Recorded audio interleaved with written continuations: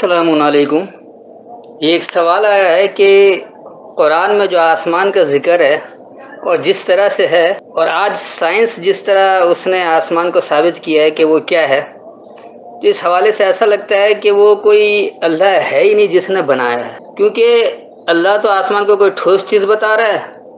جبکہ آج سائنس ثابت کر چکی کہ آسمان کا کوئی ٹھوس وجود ہی نہیں ہے۔ تو یہ کیا کچھ ہے؟ سیدھی سی بات ہے کہ یہ اللہ کی کتاب نہیں ہے، اس کو لوگوں نے لکھ کر منسوب کر دیا اللہ کی طرف کہ اللہ کی کتاب ہے۔ تو یہ ہے وہ دعویٰ قرآن دشمنوں کا، اللہ کے دشمنوں کا، جو کہتے ہیں کہ ایسی بات ہے قرآن میں موجود ہے جہاں پتہ لگ رہا ہے کہ یہ انسانی کاوش ہے اور اس میں بڑی غلطیاں، سائنسی غلطیاں تو بہت زیادہ بھری پڑی ہیں۔ گو کہ سوال تو کافی لمبا ہے، تو میں اس کو لینے کے بجائے مختصراً صرف چند آیتوں سے وضاحت کروں گا تاکہ آپ لوگوں کو زیادہ بوریت بھی نہ ہو اور بات بھی واضح طور پر سمجھ میں آ جائے۔ تو کوشش یہ کریں گے کہ آپ کو کم وقت میں زیادہ سے زیادہ بات سمجھ میں آ جائے، اس لیے میں تمام آیتوں کو نہیں لوں گا، چند مخصوص آیتوں کو لوں گا۔ سب سے پہلے آپ سورہ رحمان یعنی سورہ نمبر 55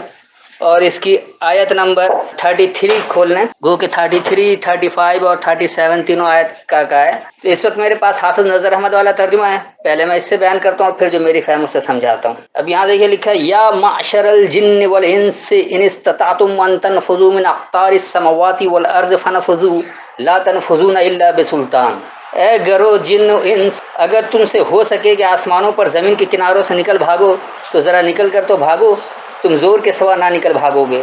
اور زور تم میں ہے ہی نہیں۔ تو یہاں یہ کہتے ہیں کہ دیکھیے اللہ نے چیلنج دیا تھا کہ تم آسمان و زمین کے کنارے سے نکل کر دکھاؤ۔ آج سائنس جو ہے وہ آسمان کے کنارے سے نکل کر دکھا چکی ہے۔ اللہ کا دعویٰ انتہائی جھوٹا ہے اور غلط ہے،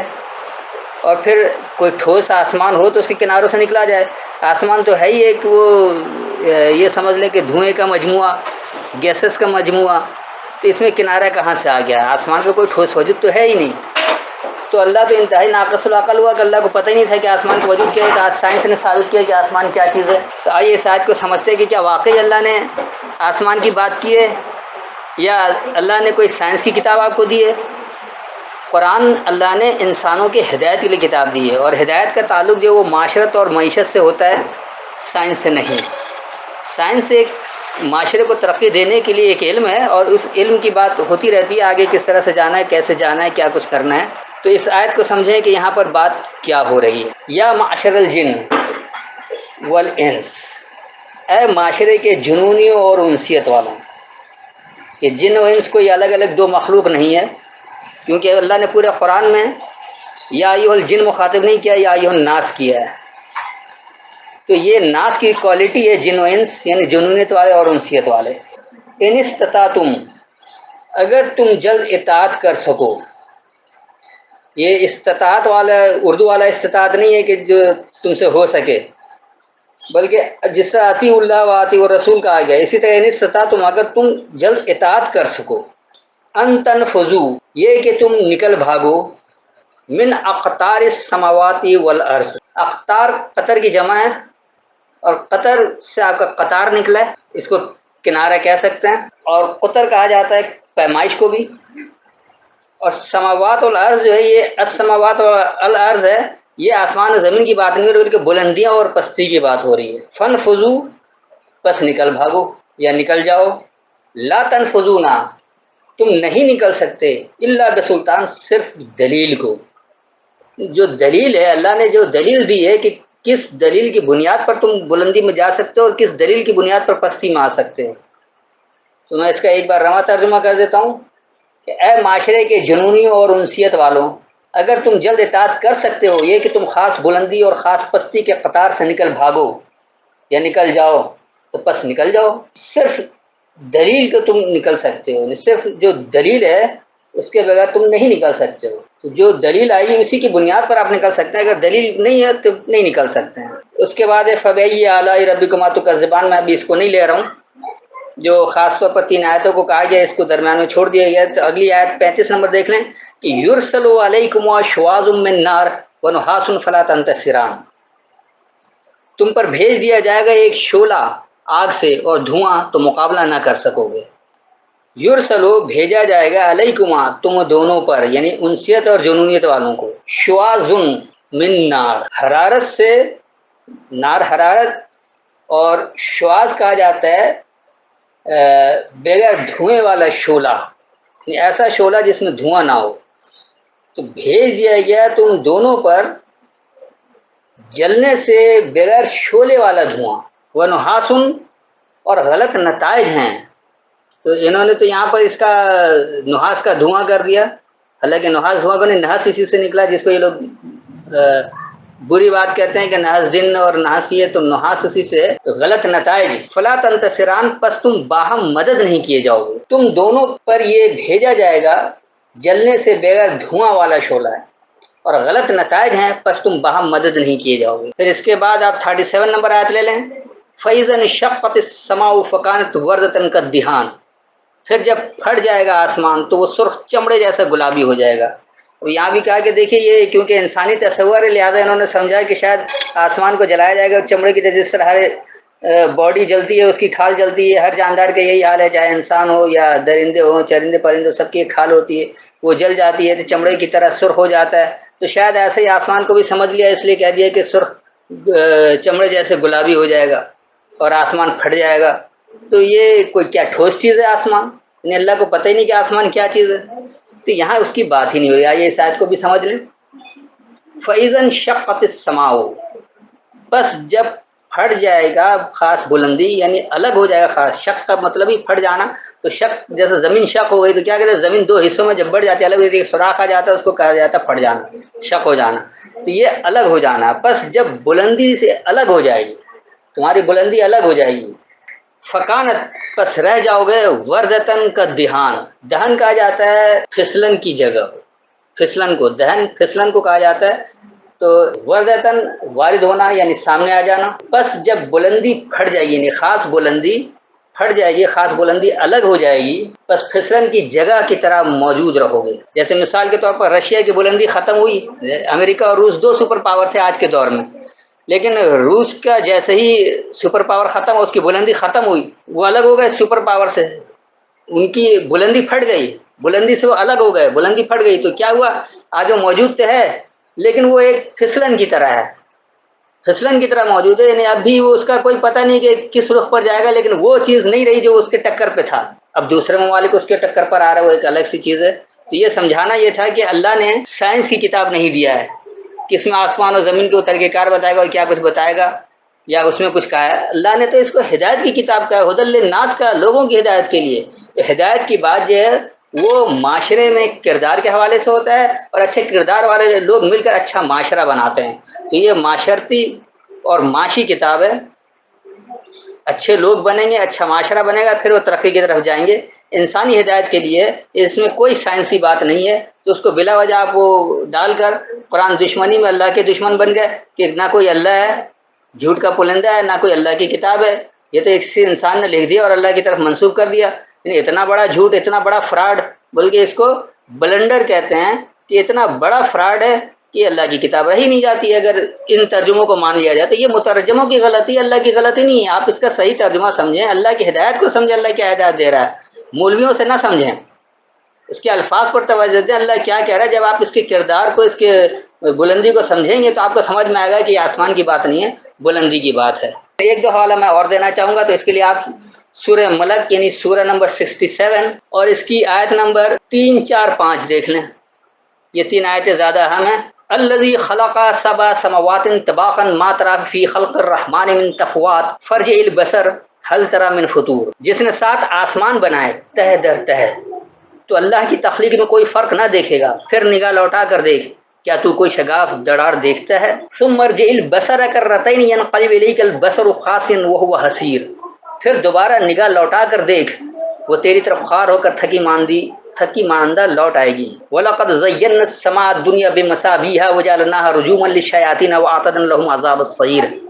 اور یقیناً ہم نے آراستہ کیا ہے آسمانی دنیا کو چراغوں سے، اور ہم نے اسے شیطانوں کے لیے مارنے کا آلہ بنایا ہے، اور ہم نے ان کے لیے جہنم کا عذاب تیار کیا ہے۔ تو اس روایتی ترجمے سے بات آ رہا ہے کہ اللہ نے 7 آسمان بنایا ہے، اور پھر آپ اپنی نگاہیں دوڑاؤ تو اس میں تم کو کوئی شگاف نہیں نظر آئے گا، اور نہ اس میں تمہیں کوئی دڑاڑ نظر آئے گا۔ تو کیا آسمان کوئی ٹھوس چیز ہے کہ اس میں شگاف، یا شگاف ہوتا ہی ٹھوس چیز میں، تو کوئی شگاف اس میں نظر آ رہا ہے؟ یا کوئی دڑاڑ نظر آئے تو دڑاڑ بھی ٹھوس چیز میں آتے ہیں، مایا اس طرح دھوئیں میں کیسے نظر آ سکتے، گیسز میں دڑاڑ آپ کو کیسے نظر آئے گی؟ پھر کہہ رہے کہ نگاہ لوٹا کر دیکھو، تو کیا انسانی آنکھ آسمان کو دیکھنے کے قابل ہے؟ آج کی سائنس جو آسمان ثابت کر رہی ہے تو وہ کسی طرح بھی انسانی آنکھ سے نہیں دیکھا جا سکتا ہے۔ انسانی آنکھ سے تو بس نیلا نیلا آسمان نظر آ رہا ہے، حالانکہ وہ گیسز ہیں جس کی وجہ سے نظر آ رہا ہے، وہ ایک روشنی ہے، پانی کی روشنی کی وجہ سے نیلا رنگ نظر آ رہا ہے۔ تو یہ سائنس تو اس کتاب کو قطعاً غلط ثابت کر رہی ہے۔ اس کے بعد پھر یہ کہہ رہے کہ آسمانی دنیا کو چراغوں سے مزین کیا اور شیطان کو مارنے کے لیے آلہ بنایا، یعنی کوئی شیطان ایسا جس کو مارا جا رہا ہے شعلے سے۔ تو یہ بھی ایک پرانی تھیوری ہے جو کم علم لوگوں کو پتہ ہی نہیں تھا کہ کیا کچھ ہے، لہٰذا وہ کوئی مارنے کا آلہ ایسا شیطان کا بنا کے شعلہ تیار رکھا تھا، جبکہ شعلہ ولا کوئی ایسی چیز ہوتی ہی نہیں ہے۔ آج بھی جو چمکتا ہوا ستارہ ٹوٹتا ہوا نظر آتا، کہتے ہیں ستارہ ٹوٹ گیا، شیطان کو مارا جا رہا ہے، یہ بھی ایک خیالی تصور ہے، وہ تو ایک روشنی ہے، کیا کچھ ہے اس کی تحقیق سائنس نے کر کے بتایا ہے، تو اس لحاظ سے یہ اللہ کی کتاب نہیں رہ جاتی۔ ان آیتوں کو ذرا سا سمجھ لیں کہ یہاں اللہ کیا کہہ رہا ہے۔ الذی خلق سبع سماوات، وہ جس نے بنایا ہے متعدد بلندیاں، طباقا، طبق یعنی تہ در تہ یا اوپر تلے متناسب، آپ جس کو کہتے ہیں۔ ما ترا، کیا تم دیکھتے ہو، فی خلق الرحمن، رحمان کے بنانے میں، من تفوات، کوئی فطور، کوئی خلل، ذرہ برابر کمی بیشی، فرج البصر، بس لوٹاؤ اپنی خاص بصیرتوں کو، حل ترا من فطور، کیا تم اس میں کوئی فطور دیکھ رہے ہو، یعنی کیا تم اس میں کوئی ذرہ برابر کمی بیشی دیکھ رہے ہو، خلل دیکھ رہے ہو؟ ثم ارجع البصر، پھر لوٹاؤ اپنی بصیرتوں کو، کرتین، دوبارہ پلٹ آئے گی، ینقلب الیک، یعنی دوبارہ ینقلب پلٹ جائے گی، الیک تمہاری طرف، البصر خاص بصیرت، خاسین خار ہو کر، وہو حسیر اور وہی تھکی ماندی ہے۔ وَلَقَدْ زَيَّنَّا السَّمَاءَ الدُّنْيَا، اور یقیناً ہم نے دنیا کی بلندی کو مزین کیا ہے، بِمَصَابِیحَ، صبح سے ہے یہ مصابی، صبح ایک نئی صبح طلوع ہوتی ہے، مصابی یعنی وہ صبح کی جگہ، بے آگے حرف جار یعنی کو یا کا یا کی، تو اس کو آپ سرخی کا غلبہ کہہ سکتے ہیں۔ جب صبح نمودار ہوتی ہے تو اس میں ہلکی ہلکی سرخی ہوتی ہے، تو اسی طرح جب کوئی انقلاب آتا ہے تو اس میں خون خرابہ بھی ہوتا ہے، تو سرخی کی وجہ سے وہ بلندی آتی ہے۔ دنیا کا کوئی بھی انقلاب آیا ہے تو اس میں خون بہا ہے، اس لیے وہ سرخ والا انقلاب، یعنی سرخ جیسی سفیدی، صبح جیسی سرخی، اس لیے اس کو بے مساوی کہا گیا ہے۔ وجعلنا، اور ہم نے بنا دیا اسے، رجومن، روڑے اٹکانے والے، رجم کہتے ہیں پتھر مارنے کو، یعنی روڑے اٹکانے کو، للشیاطین، سرکشوں کے لیے، واعتدنا، اور ہم نے تیار رکھا ہے، لہم ان کے لیے، عذاب السعیر، بھڑکتی ہوئی سزا، خاص بھڑکتی ہوئی سزا۔ اس کا ایک بار میں رواں ترجمہ کر دوں تاکہ بات زیادہ واضح ہو جائے۔ وہ جو تہ بہتا ہے یا اوپر تلے یا متناسب متعدد بلندیاں بنایا ہے،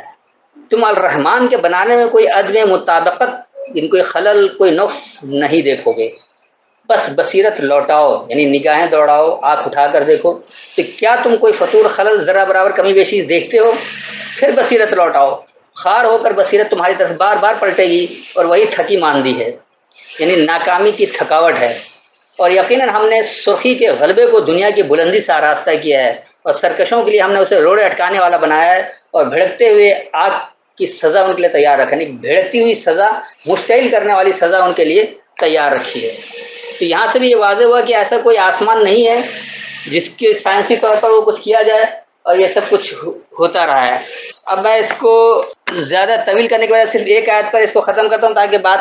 بہت واضح ہو جائے۔ اس کے لیے آپ سورہ حج یعنی سورہ نمبر 22 اور اس کی آیت نمبر 65 دیکھ لیں۔ الم تر ان اللہ سخر لكم ما في الارض والفلك تجري في البحر بامره ويمسك السماء ان تقع على الارض الا باذنه ان الله بالناس لرؤوف رحیم۔ کیا تو نے نہیں دیکھا کہ اللہ نے تمہارے لیے مسخر کیا جو کچھ زمین میں ہے، اور کشتی اس کے حکم سے دریا میں چلتی ہے، اور وہ آسمانوں کو روکے ہوئے ہے کہ وہ زمین پر گر نہ پڑے مگر اس کے حکم سے، بے شک اللہ لوگوں پر بڑا شفقت کرنے والا نہایت مہربان ہے۔ یہاں یہ کہہ رہے ہیں کہ آسمان کو اللہ نے روک رکھا ہے کہ وہ زمین پر گر نہ پڑے، یعنی کوئی ٹھوس چیز ہے کہ اللہ نے اس کو روک رکھا ہے یا پکڑ رکھا ہے اس کو۔ تو آئیے دیکھیے اس آیت کو بھی اچھی طرح سے سمجھ لیں کہ یہاں بات کیا ہو رہی ہے۔ علم ترا، کیا تم نے نہیں دیکھا، ان اللہ، یہ کہ اللہ سخرا، بلا معاوضہ پابند کر دیا ہے، لکم تمہارے لیے، ما فی الارض، جو کچھ پستی میں ہے، والفلک اور خاص تیرنے میں ہے، تجری تم پر جاری ہے، فی البحر بیامر ہی، بلا تخصیص بہاؤ دینے میں اس کے معاملات کا، ویم سے کچھ سما، اور اس تمہیں مضبوط پکڑ لیا ہے، مسک کہتے ہیں مضبوط پکڑنے کو، جیسے تمسک بالکتاب، کتاب کو مضبوط پکڑ لو، تو مضبوط پکڑ لیا بلندی کو، ان تقع علی الارض، یہ کہ تم واقع کر دو پستوں پر، الا باذنی، صرف اس کے ضابطے کو، ان اللہ، بے شک اللہ، بالناس، لوگوں کو، لرؤوف رحیم، ضرور شفقت سے رحم کرنے والا ہے۔ میں اس کا رواں ترجمہ کروں تاکہ بات آپ کی سمجھ میں آ جائے کہ کیا تم نے نہیں دیکھا یہ کہ اللہ نے تمہارے لیے جو خاص پستی میں ہے اور خاص تیرنے میں ہے، بلا معاوضہ پابند کیا ہے اس کے معاملات کو، بلا تخصیص بہاؤ دینے میں تم پر جاری رہے، اور وہ بلند کو، یعنی خاص بلند کو مضبوط پکڑتا ہے، یہ کہ صرف اس کے ضابطوں کو، پستوں پر تم واقع ہو، بے شک اللہ ضرور لوگوں پر شفقت سے رحم کرنے والا ہے۔ تو یہاں بھی بات بلندی کی ہو رہی ہے، یہ کسی آسمان کی بات نہیں ہو رہی ہے، یعنی یہ بات کردار سازی کی ہو رہی ہے، اللہ آپ کو ہدایت دے رہا ہے، یہ لوگوں کی ہدایت کی کتاب ہے، اس میں جو ہے آپ کو ہدایت دی جا رہی ہے کہ آپ کردار کی بلندی کیسے پیدا کریں گے، پستی سے کیسے نکلیں گے، کس طرح تیر کے اس کے رہیں گے، تاکہ آپ پر وہ بلا تخصیص بہاؤ دینے والے معاملات کو جاری کر دیا جائے، تو وہ ایسے ہی جاری ہوگا جب آپ اللہ کے ضابطے کو سمجھیں گے، اس پستی سے اس سے نکلیں گے، بلندی والے معاملات کو مضبوطی سے پکڑیں گے، تو آپ پر یہ واقع ہوگا، اور بے شک اللہ جو ہے وہ شفقت سے رحم کرنے والا ہے لوگوں کو، جو بھی انسان اپنی اصلاح کر لے تو اللہ شفقت سے ساتھ مہربانی کرتا ہے، رحم کرتا ہے۔ تو یہ انتہائی واضح ہو گیا ہو کہ ایسی کوئی بلندی، کوئی کتاب کی بات نہیں ہو رہی ہے، بلکہ یہ صرف اور صرف انسانی کردار کی بلندی کی بات ہو رہی ہے، اور یہ بات اچھی طرح سے سمجھ لیں کہ قرآن سائنس کی کتاب نہیں ہے، انسانی کردار کی بلندی اور پستی کی بات ہو رہی ہے، معاشرت کی بات ہو رہی ہے، معیشت کی بات ہو رہی ہے، لہذا اس کو ہدایت کی کتاب رکھیں، سائنس کی کتاب نہ بنائیں کہ اللہ کے دشمن اس سے فائدہ اٹھائیں، وہ اللہ کا ہی انکار کر بیٹھیں اور اللہ کی کتاب کا انکار کر دیں اور الزام تراشی کر دیں کہ اللہ کی کتاب نہیں ہے۔ تم قرآن دشمنوں اور اللہ کے دشمنوں سے ہوشیار رہیں، اور اللہ کے احکامات کو اللہ کے کلام کے ذریعے سمجھیں، غیر اللہ کے کلام کی ملاوٹ کے بغیر سمجھنے کی کوشش کریں، جب آپ ہدایت تک پہنچ سکتے ہیں۔ السلام علیکم۔